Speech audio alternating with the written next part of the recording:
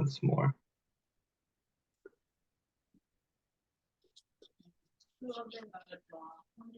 Yes, so again, for the people in the recording, sorry, I recorded a little bit late, but run this file and run the rest, and the problems with the Google Drive will be solved. But in prompting, we can put a painting of a cottage in a field in the style of, now we pick an artist from this list.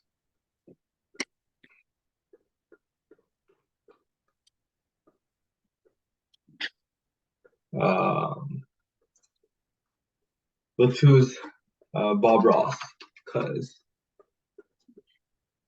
Jessica, I like Bob Ross. So we put a painting in the style of Bob Ross. So it will 100. It's probably because of the comma. Put a comma. Yeah, that was a problem. So remember, if you're putting in your 0th frame and your 100th frame, you can put in, remember to put in a comma between both, or else you'll get an error. But you can put it in the style of Bob Ross. You can put it in the style of other artists as well. You can combine 2, 3, 4 different artists. For example, I want also to, it's not giving me the art of this specific person.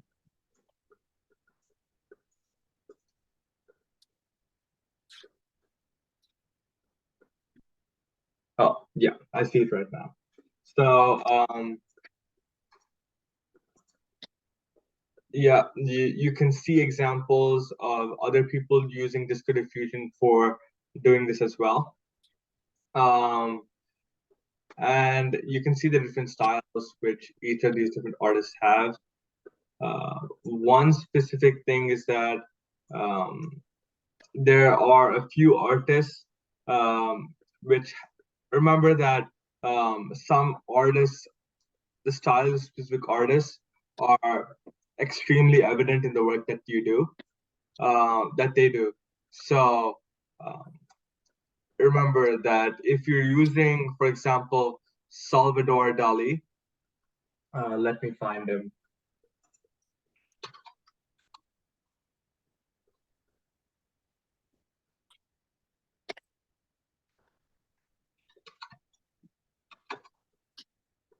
Okay, I got Salvador Dali, and if you look up a picture of Salvador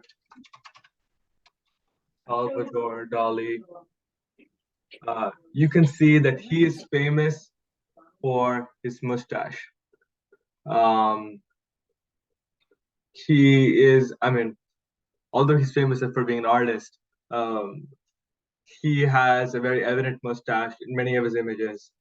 And if you look at the art as well, something that is interesting is that the specific person, I mean, if you look at the squiggly line over here, look at this black line, all of those resemble mustaches as well. They resemble Salvador Dali's standard mustache. There's a few other artists which have a similar thing as well. This is based on appearance, it's not based on his art.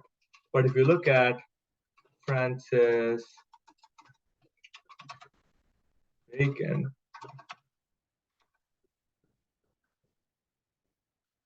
does anyone, this example is very subtle. Does anyone notice anything peculiar about Francis, the AI generated art based on Francis Bacon's drawings? I can't. Yes. Yeah, what do you see? Yeah, I think maybe it's pink because Bacon is pink. Correct, exactly. So if you look at his drawings, it takes the last name Bacon and it tries to resemble his art based on Bacon, or trying to make it similar to Bacon. So you're exactly right, Xavier. I'll let me look at my notes again. Yeah, one more example, two more examples actually. Walter Crane. Anyone see any examples here? There's cranes in it. Correct. So here are a few examples in which the AI might be biased, might be inaccurate. So it's important when you're referencing different artists. Oh, wonderful. My AI just artist ran. Anyone else have any images which they liked or which was generated by their images which they want to share? Just put a message in the chat and we can allow you to do that as well. But this was supposedly in the style of Bob Ross. I can also put it in the style of Walter Crane as well. But I will give one more example. This is a pretty long name.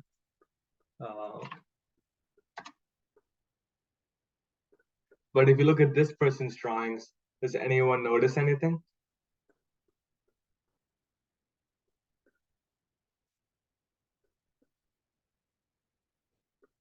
Correct, food.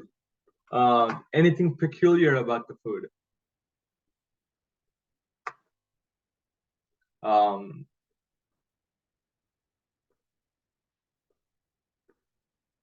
For example, in this image, the first one, you see an apple, but you look at the structures as well. Do you notice any pattern between, does anyone notice any pattern between all these different images? Correct.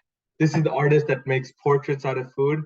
So if you're referencing this artist in your drawings, remember and keep in mind that your work will also look like food. So if you're putting a cottage, for example, my cottage will look like a food.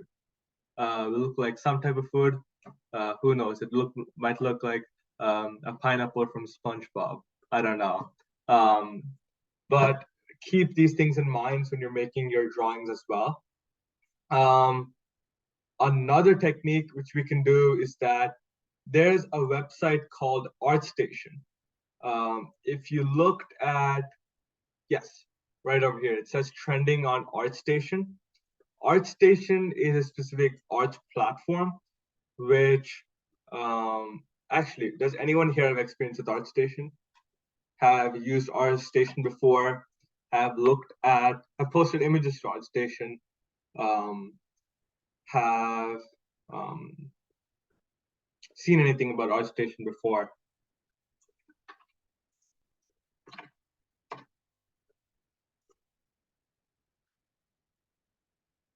So if you haven't, this is ArtStation.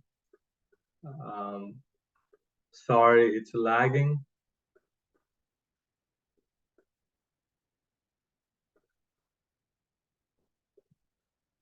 But it's a bunch of different art.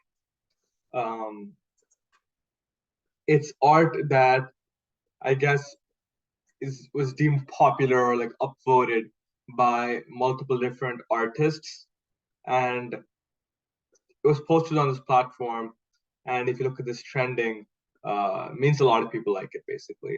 I guess that was intuitive, but using trending on ArtStation, it will try to generate art that is similar to those on ArtStation because it has access to the ArtStation current trending images repository database. Since it has the access to the database, and there's a partnership between Disco Diffusion and ArtStation, is able to parallel images similar to those of ArtStation. There's one more example. Does anyone here know what Unreal Engine is? Yeah, it's a game development engine. Yes. So for example, I'm going to put here rendered in Unreal Engine. Does anyone know what type of images will this output at the end? if you run this code, you can shoot quality. out. What? Higher quality, maybe? True, higher quality. Anything else? 3D printed, I mean 3D rendered. Correct, exactly. So Unreal Engine, as you know, it's the gaming platform. It's powered by an engine called Steam. It is used to play a lot of games. It is used by developers to make games as well. And most of its style is in 3D. So you're definitely correct. It will output images that have a more 3D realistic feel. And if you have not, if you remember from last time, you can also put in cache words such as ultra realistic, detailed, 8K render to, I guess, more solidify your designs. So we can spend 5 to 10 minutes trying those new features out. Give me 2 seconds. I will send out, actually, Max, is it possible you can send out a Padlet to everyone? Great. So if everyone wants to try experimenting with a few different images, trying it out, and after we spend a few minutes on that, I'm going to put up a prompt so that we can try our best with these new prompting mechanisms to get closest to the image as possible. And once that is done, we're going to learn more details into Disco Diffusion, more setting parameters which we can change. We're going to learn how to create animated videos using Disco Diffusion, and if time allows, we'll get more into my new take onto deepfakes, which since creating deepfakes are illegal on Google Colab, not legal, we'll be learning how to create the thin splite model, which is not deepfakes necessarily, but it is an alternative of deepfakes. Great. So if you look at Max's link, which he sent in the chat, you can post your creations here. Spend a few minutes experimenting. Remember, don't run everything again. Change the prompt, run the prompt, and run the next file. Anyone have any trouble? Have any questions, any errors they're facing right now? You want to have as much people as possible prepared for the final project. And I'll explain the final project after this as well. Well, I'm having speed issues. I mean, I think it might be a reason that, I mean, my computer is quite full at the moment, so that definitely has an effect. But I'm more like the first image, we were talking about it, and now I'm at 64%, so it's still trying to finish the running diffusion. Try reducing the step count if you have not already. It's to 2, right? It was, no, that's the batch. Yeah, batch 2, steps to 180, a little bit lower. The models, only select the first model of VI and RN. Do not select any of the other models. Adding more models is more time intensive. Add models on the top of the list, not at the bottom. The list goes from least intensive to most intensive. Hopefully that. At which section was this? In the setup, right? Yeah, I will share my screen. Okay, please.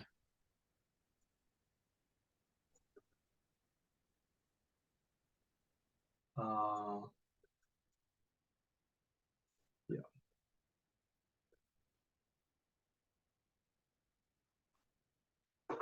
So here are, again, a few things you can change.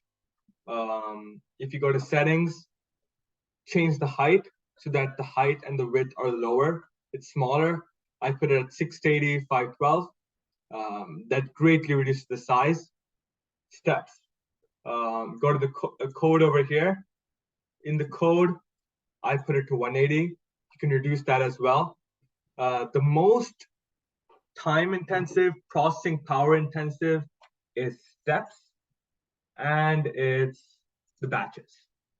Change the batches to 2. Reduce the steps if you want as well. There is also a setting for skip steps, which I forgot where that is. Yeah, But it is strange actually. It only changed a few. I mean, I changed it with you, but now I see that it only changed the batches and then sort of reset when I was running the 180 and the height and width. oh, it changed the height and the width. Maybe I had to save before running. It Oh. changed by itself. Yeah. Oh yeah, you should run it, save it. I mean, this Google Colab saves automatically. Oh my God, my time is running out again. But if you can all join immediately afterwards in a few more minutes, that'd be great. So we can get forward with the rest. But run it before you run the prompt so that it gets saved. Should be automatically saving. If it's not saving, there might be internet problems, local hardware problems. I think that's what happened because it only saved a few of the settings and didn't do the rest. So I'll just redo it. Yeah, I think that would be good. Anyone else having similar problems? Or does anyone have any final images which they've gotten out? No, but for my do the run, like diffuse part, it's saying that there's a runtime error. Where? Under diffuse, like everything else works. Under diffuse? Mm-hmm. Which GPU are you connected to? You can look all the way at the top. All the way at Setup. the top. Check GPU status, show code. Wait, where does it even say that? Where's the text?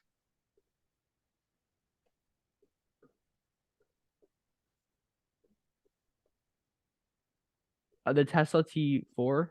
Yeah. That means that's good. Have you lowered, did you follow the other settings as well? Yeah, I followed the other setting. Let me just check to make sure, but yeah, I did.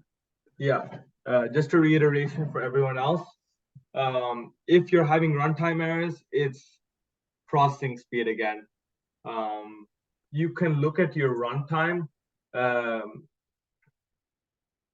change runtime type to GPU if you have not already. Go to manage sessions, and here are the active sessions which Google Colab is using processing power in.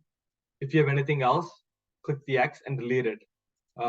That is wasting your resources as well. And if you have a local GPU, runtime, there should be something here to connect to localhost. Oh, connect to your local runtime. That's just uses your local GPU graphics card. Wait, I'm sorry. How did you get to that other place with the Manage sessions. Yeah, active sessions. Runtime. Manage sessions. And here are your active sessions. If you see anything else, delete it. That's why this is not my personal Google Colab account. If it's my personal, that's why I'm using a different Google Colab account right now. But if you're using anything else, just exit out. It will not delete your code. It will just not execute and not run your code currently. And it won't take up space.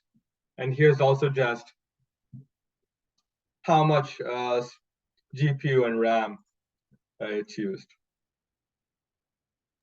There's also in one section where you it asks you if you want to use the CPU instead.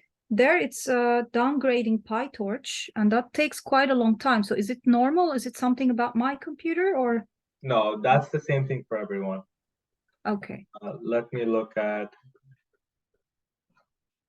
yeah, I think it was this one. Here's where I downloaded PyTorch. For some reason, I cannot see my output code. Yeah, but I did not use the CPU. I did not click this. If you clicked it, that might also be the problem for time issues.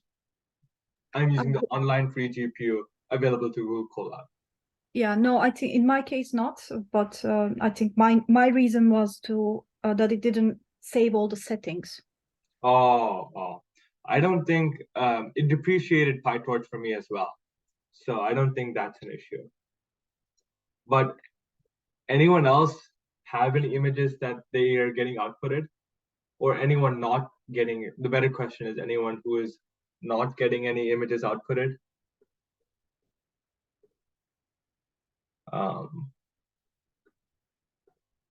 Your PyTorch is still loading. It takes a long time. It kind of looks like cake, but not the best. Okay, that makes sense. Yeah, it's extremely time intensive.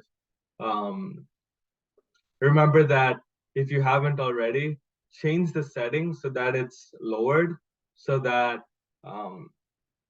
it runs faster. Ryan, the reason that your cake might have not turned out the best is that we're not using as much steps as possible. So if you have time, maybe after or later, change it to 4 batches, change it to more steps. Your accuracy shoots off the roof. And also try the prompting techniques if you want as well. So join the new, since the meeting is about to end, and sorry and apologies, since our main instructor was sick, Zoom and everything has been a lot of problem last week, and we still have not figured out the entire Zoom thing, but please join back the Zoom link once you get the chance. I'll end the meeting really quickly. Make sure that the recording is saved to my local machine, and I will continue with the rest, which is going to be video animation, creating videos through Disco Diffusion and AI. Then we're going to talk about the thin splice model, how it works. We're going to run a few examples on it, and then we are going to talk about the final project. So see you all in 1 minute.